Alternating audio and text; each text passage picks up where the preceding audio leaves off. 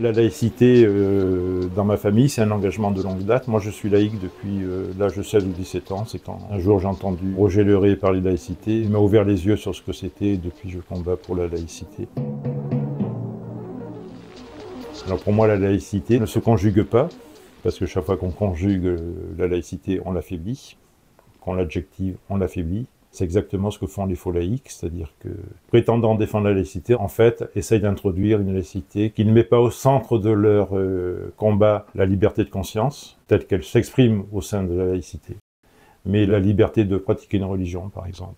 Et donc, pour eux, ils favorisent la religion en se prétendant laïque, ce qui est l'exact contraire de ce qu'est la laïcité. C'est pas en introduisant des prêtres, des imams ou des rabbins dans des collèges, dans des lycées pour enseigner le fait religieux que l'on fait de la laïcité, au contraire. Et pour moi, la laïcité, elle repose sur 3 piliers. Le premier pilier, c'est un principe de stricte égalité. Le deuxième pilier, c'est une philosophie basée sur la Déclaration des droits de l'homme et du citoyen. Et le troisième pilier, c'est la séparation des églises et de l'État. Alors au sein d'Unité laïque, que j'ai rejoint récemment, le combat m'intéresse beaucoup et me plaît beaucoup parce qu'il fait appel à la fois à la transmission, à la mémoire. C'est nous qui avons, enfin quand je dis nous, hein, c'est Unité laïque et son président Jean-Pierre Sacoun qui a permis la panthéonisation de Missak Manouchian. C'est nous qui aidons la sœur de Samuel Paty dans ses combats judiciaires devant le Sénat, etc.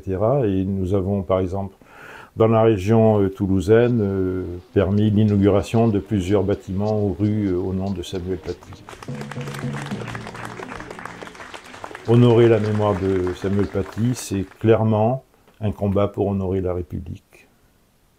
Voilà, on est vraiment au cœur de mon combat. Et on constate que dans la population française, la grande majorité de la population a la même vision que nous de la laïcité. C'est pour ça que nous sommes sur un terrain associatif, citoyen et républicain. C'est d'autant plus important aujourd'hui qu'il y a une montée des fascismes, d'extrême droite et de l'islamisme. Et donc on a vraiment besoin aujourd'hui de se retrousser les manches et de continuer le combat. Il n'y a pas de repos possible, malheureusement.